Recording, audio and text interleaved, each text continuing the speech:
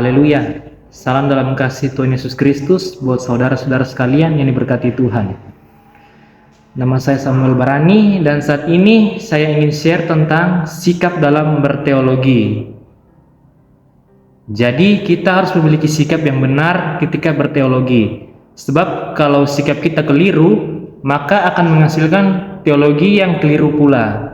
Kalau sikap kita keliru, akan menghasilkan perbuatan berteologi yang tidak tepat atau tidak sehat. Nah, ada beberapa sikap yang kita harus miliki. Yang pertama, kita harus memiliki sikap yang benar dan tepat.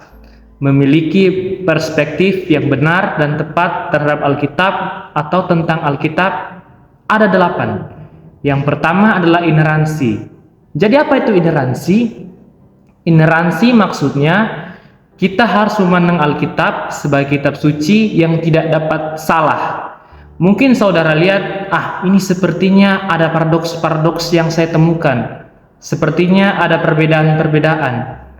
Sebenarnya, perbedaan-perbedaan dalam Alkitab itu, kalau kita temukan, itu sebenarnya bukan perbedaan, tetapi saling melengkapi, atau mungkin karena perbedaan sudut pandang, atau mungkin karena kita kurang mengerti, karena keterbatasan pemahaman bahasa kita, pemahaman konteks kita.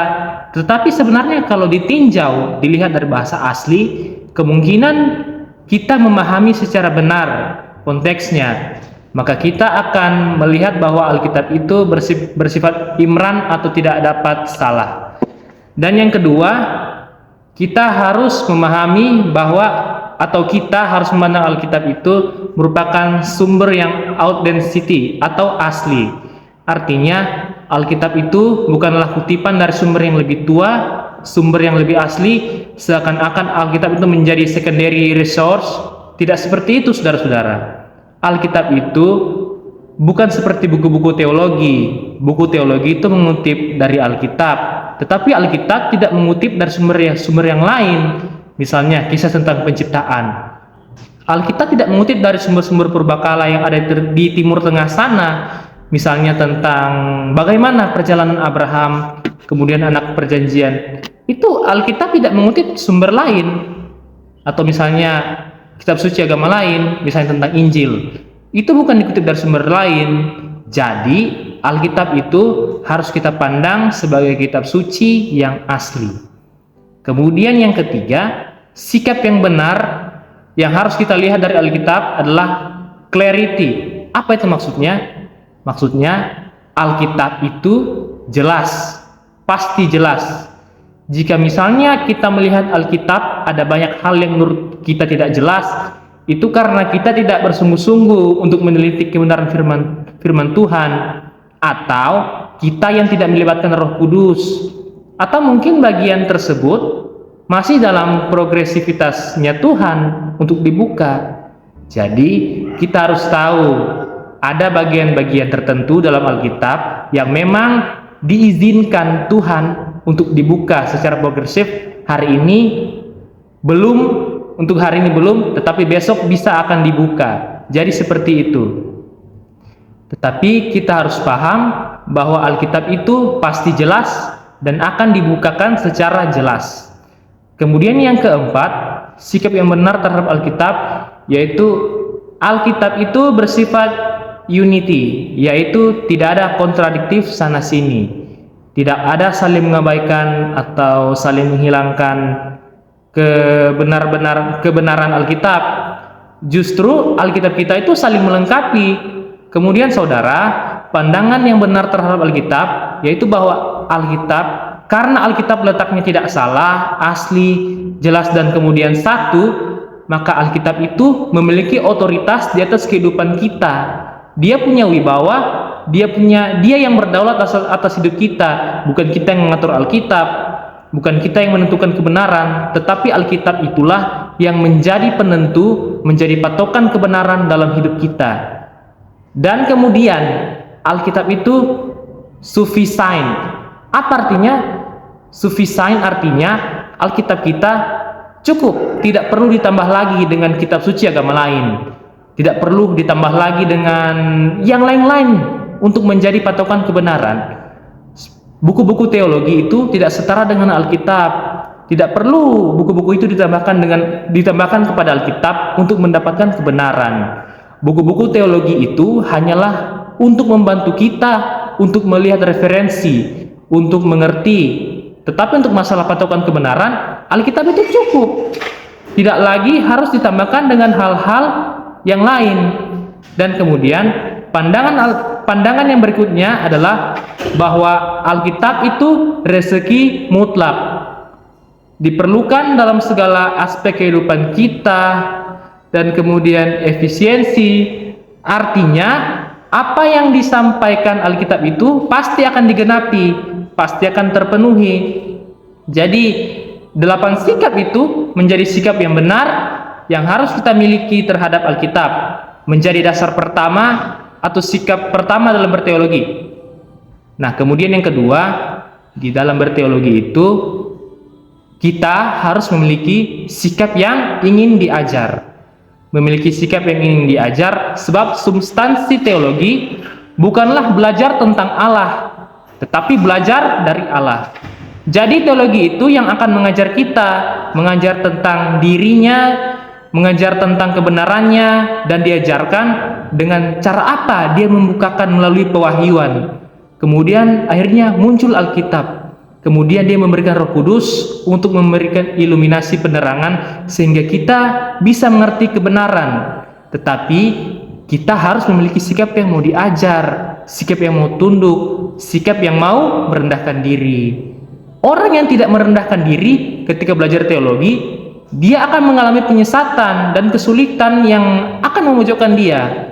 Nah, kemudian saudara, sikap yang berikut adalah kita harus memiliki sikap bergantung. Bergantung pada siapa? Bergantung pada Roh Kudus.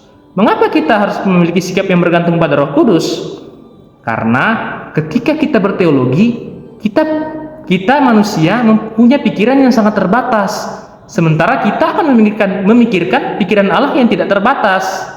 Kemampuan akal kita sangat terbatas untuk mengerti rahasia kerjaan Allah. Karena itu saudara, saya sangat tertarik ketika Tuhan Yesus ketika mengajar tentang hal kerajaan sorga diumpamakan dengan ini dan itu. Saudara bayangkan, kebenaran tentang sorga mau disampaikan kepada manusia perlu ilustrasi. Kenapa perlu ilustrasi? Ya karena kebenaran Allah itu merupakan kebenaran yang tidak gampang untuk dimengerti, seperti tingginya langit dari bumi, demikian tingginya pikiranku dari pikiranmu, seperti kata Tuhan. Jadi perlu Roh Kudus. Lalu kita manusia juga kekurangan ilmu pengetahuan pembantu. Kenapa tidak ada sains, tidak ada cabang ilmu lain yang bisa memberikan sumber tambahan tentang surga atau tentang neraka, tentang keselamatan, tentang penciptaan? Itu tidak ada. Mengapa? Ini ilmu pengetahuan lain tidak bisa memberikan referensi. Kalau misalnya ada, maka itu bisa merujuk menjadi asumsi-asumsi yang bisa membawa kita pada penyesatan. Lalu kemudian kita juga terbatas dengan masalah bahasa. Kebenaran Tuhan mau dibahasakan dengan bahasa manusia yang terbatas tentunya sangat sulit. Bagaimana membahasakan sorga? Bagaimana membahasakan neraka? Ada keterbatasan bahasa manusia.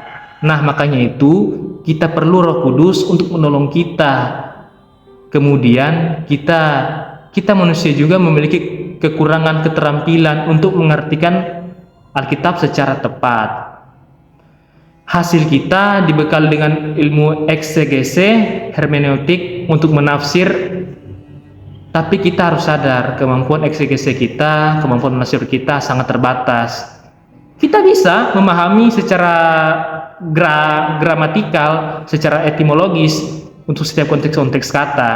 Kita juga bisa menghubungkan dengan konteks-konteks situasi geografis, budaya, dan sebagainya. Tetapi ketika kita membuat kesimpulan, pasti kesimpulan kita akan sangat terbatas. Nah, makanya itu kita perlu Roh Kudus. Kemudian ada istilah bungkamnya pernyataan lanjutan. Maksudnya apa? Maksudnya ketika kita sudah selesai membaca Alkitab sampai di kitab Wahyu, tidak ada lagi wahyu-wahyu dengan standar Alkitab baru. Ya kalau misalnya nubuatan profesi masih tetap ada, tetapi untuk pembukaan selubung kebenaran untuk menghasilkan kebenaran baru setinggal Alkitab tidak ada lagi, sudah selesai di Wahyu. Sehingga kita memang untuk mengerti apa yang akan terjadi secara aplikasi-aplikasi dan progresivitas pemahaman, kita sangat membutuhkan Roh Kudus. Namun ada pengaruh dosa dan kehendak daging yang membatasi kita untuk mengerti Alkitab, untuk berteologi yang sehat. Nah, sekali lagi saya sampaikan, kita memerlukan Roh Kudus. Jadi saudara-saudara, itu sikap yang kedua atau sikap yang ketiga yang kita perlu miliki ketika berteologi, yaitu kita harus bergantung pada Roh Kudus. Nah, sikap yang terakhir yaitu kita harus memiliki sikap untuk berkomitmen dalam sebuah ketaatan. Jadi Alkitab atau teologi itu kita bukan hanya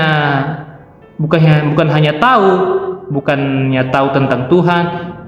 Kita punya pemahaman tentang teologi sistematika, mulai dari teologi proper sampai eskatologi.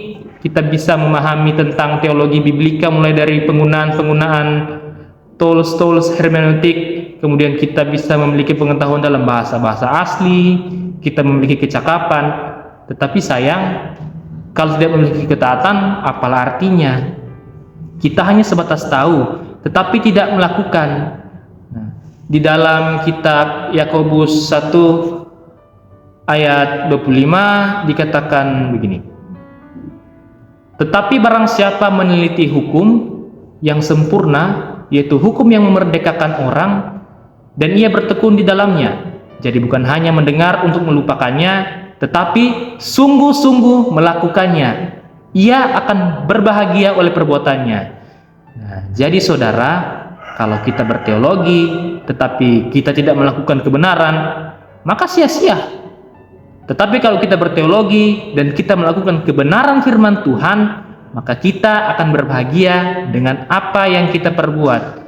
Puji Tuhan, demikianlah yang saya sampaikan. Kiranya Tuhan Yesus memberkati kita semua. Haleluya.